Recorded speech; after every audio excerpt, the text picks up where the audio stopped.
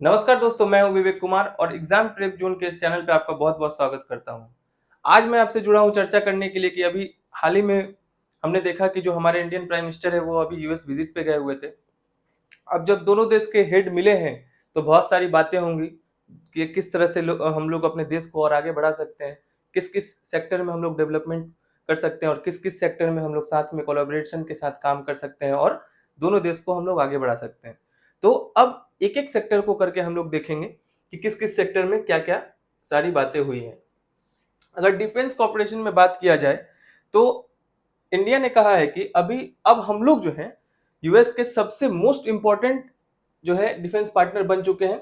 मोदी जी ने कहा है, अभी रिसेंटली उन्होंने कोट किया। आज से अगर 20-25 साल पहले का अगर हम लोग देखें, जो सेंचुरी हम लोग का 21st सेंचुरी जब स्टार्ट हो रहा था, उस समय इस फील्ड में, खास करके डिफेंस के फील्ड में, हम लोग एक स्ट्रेंजर्स थे। ऐसा मोदी जी ने कहा है कि इस फील्ड में हम लोग एक स्ट्रेंजर्स थे, डिफेंस कॉर्पोरेशन के फील्ड में। लेकिन आज के डेट में अगर देखा जाए तो जो यूएस है वो हम लोग का सबसे इंपॉर्टेंट डिफेंस पार्टनर बन चुका है। अभी इंडिया ने 31 आर्म्ड MQ-9 रिपर ड्रोन्स लेने की बात की है, $3 बिलियन का, जो कि हम लोग यूएस से खरीदेंगे। इससे क्या होगा, जो ये MQ-9 रिपर ड्रोन है ना, ये हम लोग का जो इंडियन मिलिट्री का जो सर्विलेंस कैपेसिटी है, इसको बहुत ज्यादा इनहेंस करेगा। खास करके जो हिमालयन वाला रीजन है, जो हिमालयन वाला जो ये पहाड़ वाला रीजन है और जो ओशन वाला रीजन है, इसका जो है ना कैपेसिटी है, ये 40,000 फीट तक ऊपर उड़ सकता है और वहां से सर्विलेंस देख सकते, मतलब कि ऊपर से वो सर्विलेंस बना करके रख सकता है। चाहे वो हिमालयन रीजन हो चाहे ओशन रीजन हो, हर जगह में ये बहुत ज्यादा हेल्पफुल होने वाला है हम लोग के लिए। और जो ये MQ-9 रिपर ड्रोन है, इसका जो स्ट्राइक कैपेबिलिटी है ना, मतलब जो ये बॉम्ब बरसाएगा, इसका जो स्ट्राइक कैपेबिलिटी है ये बहुत ज्यादा है। मतलब इसको कहा जा रहा है कि अगर ये इंडियन आर्म फोर्स में अगर जुड़ता है तो हम लोग का जो आर्म फोर्स है वो और ज्यादा मजबूत होकर के निखर पाएगा और इसके हम लोग को बहुत ज्यादा हमारे डिफेंस सेक्टर को फायदा होगा। आगे हम लोग अगर इसी में बात करें तो डिफेंस सेक्टर में ही हम लोगों का जो हमने अपना जो मेड इन इंडिया ये है, MK तेजस, जो तेजस है इसको हमने अपने से बनाया है, मतलब मेड इन इंडिया है। इसमें भी हम दोनों के बीच में एग्रीमेंट हुआ है, जो एक जनरल इलेक्ट्रिक जो कंपनी है यूएस की और जो हमारी कंपनी है जो हिंदुस्तान एरोनॉटिक्स लिमिटेड HAL, ये दोनों मिल करके हमारे तेजस के लिए GE414 जेट इंजन भी बनाएंगी। और कहां पर बनाएगी, वो इंडिया में बनाएगी। इससे क्या होगा कि हमारे देश में इसका जो प्रोडक्शन होगा, तो जो लोग यहाँ पर उसके साथ, एक तो जॉब बढ़ेगा, दूसरा नंबर जो लोग साथ में इसमें काम करेंगे उनको भी एक अलग से कुछ ट्रेनिंग मिल पाएगा और सीख पाएंगे बहुत सारी चीजों को। और साथ ही साथ जो दोनों देशों के डिफेंस मिनिस्ट्री है, उन दोनों ने मिलकर के एक प्लेटफॉर्म लॉन्च किया है, इंडस एक्स, इसको नाम दिया गया है। इससे जो है हम लोग का जो डिफेंस इंडस्ट्रियल सेक्टर है, जो डिफेंस का इंडस्ट्रियल सेक्टर है, इसको और ज्यादा बढ़ावा मिलेगा। जैसे कि मान लीजिए कि अगर कोई भी हम लोग जैसे ऐसे ड्रोन खरीदे या कोई एयरक्राफ्ट हम लोग ले रहे हैं बाहर से, मतलब यूएस से, तो उसका जो इक्विपमेंट है वो भी हम लोगों को इजिली अवेलेबल करा पाया जाएगा इस ये जो डील, अभी ये जो प्लेटफॉर्म लॉन्च हुआ है, इस डील के थ्रू। ठीक है। अगर आगे हम लोग इसके अलावा बात करें तो अभी हम लोगों ने देखा कि जो कोविड-19 का समय था, जो कोविड-19 की वजह से क्या हुआ कि जो दोनों देश के बीच में, सिर्फ दो देश ही क्या कहा जाए, इससे तो दुनिया के हर देश प्रभावित हुए। लेकिन अभी दोनों देशों ने मिलकर के जो कदम उठाया है कि अभी यूएस ने अनाउंस किया है एक पायलट प्रोग्राम, कि वो जो वीजा का जो स्लो डाउन हुआ था ना, जो लोगों को जल्दी वीजा नहीं मिल पा रहा था या जो उनका जो वहां लोग रह रहे हैं उनका वीजा को रिन्यू कराने में उनको दिक्कत हो रहा था, तो यूएस ने अभी एक पायलट प्रोग्राम अनाउंस किया है, जिससे जो भी लोग हैं जो वहां, जैसे मान लीजिए अगर कोई रह रहा है जो अमेरिका में अभी मान लीजिए रह ही रहा है, तो उसको वापस आने की जरूरत नहीं पड़ेगी कि वो अपना फिर से अपना देश वापस जाएगा और फिर वहां से वो वीजा रिन्यू करा करके तब वापस आएगा। ऐसा नहीं है, वो वहां रह करके भी अपना जो H1B वीजा है, एल स्किल्ड वीजा है, इसको रिन्यू करवा सकते हैं। साथ ही साथ अभी यूएस ने हमारे देश में दो नए कॉन्सुलेट्स बनाने की बात की है। पहला कहाँ, एक बेंगलुरु में बनाएंगे और दूसरा उन्होंने अहमदाबाद में बनाने की बात की है।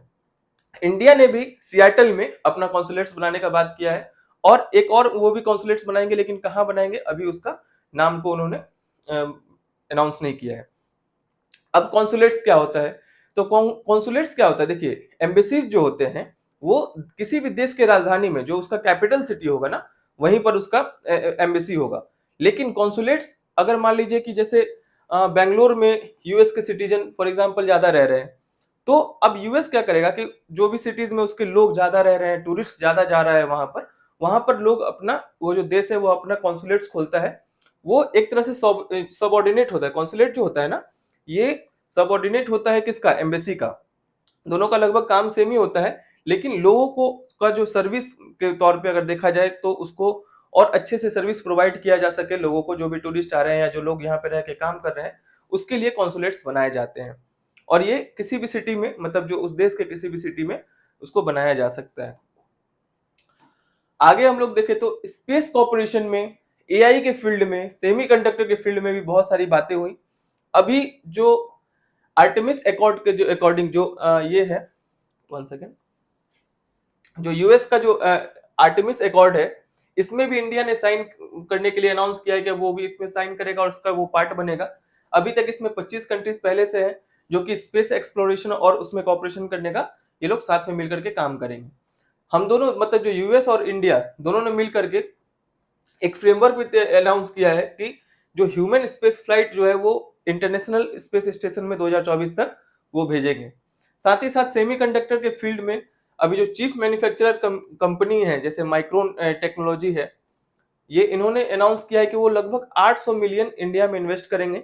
और इंडियन जो गवर्नमेंट है इसको और बूस्ट करने के लिए इसमें 2.7 बिलियन, ये मिलियन है, ये बिलियन, 2.7 बिलियन अपना कंट्रीब्यूट करने के लिए कहा है किस फील्ड में? सेमीकंडक्टर में, कि सेमीकंडक्टर को हम लोग अपने देश में रह करके इसमें हम लोग टेस्टिंग और असेंबली का फैसिलिटी हम लोग अपने कंट्री में स्टार्ट करेंगे। साथ ही साथ अगर हम लोग और भी बात करें, जो अमेरिकन कंपनीज हैं इसी फील्ड में, जैसे सेमीकंडक्टर के फील्ड में और जो चिप है इसके फील्ड में, तो अप्लाइड मटेरियल्स और लैम रिसर्च ने भी अनाउंस किया है। अप्लाइड मटेरियल्स ने कहा है कि वो स्टेब्लिश करेगा, वो एक सेंटर स्टेब्लिश करेगा सेमीकंडक्टर का इनोवेशन और कॉमर्शियलाइजेशन के लिए, कि उसमें और इनोवेट किया जा सके और सेमीकंडक्टर को कॉमर्शियलाइज किया जा सके इंडिया के अंदर। और लैम रिसर्च, ये भी एक सेमीकंडक्टर जो बनाने वाली कंपनी है, इन्होंने भी अनाउंस किया है कि वो 60,000 इंजीनियर्स को ट्रेनिंग प्रोवाइड करेगी। देखिए अभी सेमीकंडक्टर्स को लेकर के अभी बहुत ज्यादा, अभी कुछ दिन पहले भी बहुत ज्यादा चर्चा में था, क्योंकि जो ताइवान वाला मुद्दा अभी उठा था, जब अभी चाइना और ताइवान को लेकर के बहुत ज्यादा, अभी आप देख रहे होंगे कि कुछ साल नहीं, कुछ दिन पहले ही वो सिचुएशन अराइज हुआ था। तो चिप और जो सेमीकंडक्टर होता है ना, ये क्या होता है कि चाहे वो आपको मोबाइल हो या ऑटोमोबाइल हो या कोई भी ऐसा, मतलब कि जो इलेक्ट्रॉनिक्स आइटम्स है ना, जैसे ऑटोमोबाइल्स हो गया, मोबाइल हो गया, इसमें बहुत ज्यादा इसका यूज होता है। इसी कारण से जो ताइवान वाला मुद्दा था, इस कारण से जो वो ताइवान मतलब पूरा अच्छे से एक्सपोर्ट नहीं कर पा रहा था, तो बहुत ज्यादा आपने प्राइस में राइज देखा होगा। जो चिप्स जो सॉरी वो जो मोबाइल है या ऑटोमोबाइल्स है, कार और का प्राइस बहुत ज्यादा आपने देखा होगा कि वो बहुत ज्यादा बढ़ गया था। तो अगर ये इंडिया में होता है तो ये इसका बहुत सारा बेनिफिट हमें भी मिलेगा, इंडियन गवर्नमेंट को भी मिलेगा और जो लोग होंगे उनको भी मिलेगा। खास करके जो इंजीनियर्स हैं वो भी इस फील्ड में अपना योगदान दे पाएंगे और बहुत सारा चीज में सीख पाएंगे। आगे हम लोग देखें तो मैरीटाइम कॉर्पोरेशन में, मतलब जो ये जो हम लोग का ओशन वाला रीजन है, इसमें इसके कॉर्पोरेशन में भी बहुत सारी बातें हुई। उन्होंने चाइना की तरफ इशारा करते हुए कहा कि जो ये इंडो पैसिफिक वाला रीजन है, इसमें समझिए कि काला बादल मंडरा रहा है और वो कभी भी एक भीषण बरसात कर सकता है। और इस रीजन को हम लोग को प्रोटेक्ट करने के लिए, जो इस रीजन को अगर हम लोग चाहते हैं कि इस रीजन में स्टेबिलिटी बना रहे, तो इंडिया और यूएस को जो है मिलकर के साथ में काम करना पड़ेगा। और ये हम लोग का जो है सेंट्रल कंसर्न बन चुका है, मतलब ये मेन चिंता का विषय बन चुका है कि इस रीजन को हम लोग कितना ज्यादा अच्छे से स्टेबिलिटी मेंटेन करके रख पाते हैं। ठीक है। साथ ही साथ अभी जो 2015 में जो इंडिया ने मतलब इंडो पैसिफिक ओशन इनिशिएटिव जो ये अभी लॉन्च किया था, इसको यूएस ने इसको ज्वाइन किया। इसके वजह से दोनों का जो रिश्ता है वो और ज्यादा गहरा हो पाया। और इसके वजह से क्या है कि अब दोनों जब मिलकर के साथ इस रीजन में काम कर रहे हैं, तो यहाँ पर एक तो स्टेबिलिटी बना हुआ है। जो भी थ्रेट है, जो बाहर लोग का, अगर मान लीजिए किसी भी मुल्क का हो या कोई देश अगर अपना यहाँ पर दबदबा बनाना चाहता है, तो दोनों साथ में मिलकर के इस पे काम कर पा रहे हैं और एक अपॉर्चुनिटी क्रिएट हो रहा है। सिर्फ ये बायलेटरल नहीं, बायलेटरल मतलब क्या होता है कि सिर्फ दो देश, मतलब एक इंडिया एक ये एक यूएस, लेकिन ये बायलैटरली नहीं, ये इस रीजन में रह रहे हर एक देश के लिए, अगर इस रीजन में स्टेबिलिटी बना रहेगा तो इस रीजन में रह रहे हर एक देश के लिए फायदा होगा। इसके ऊपर भी बहुत सारी बातें की गई।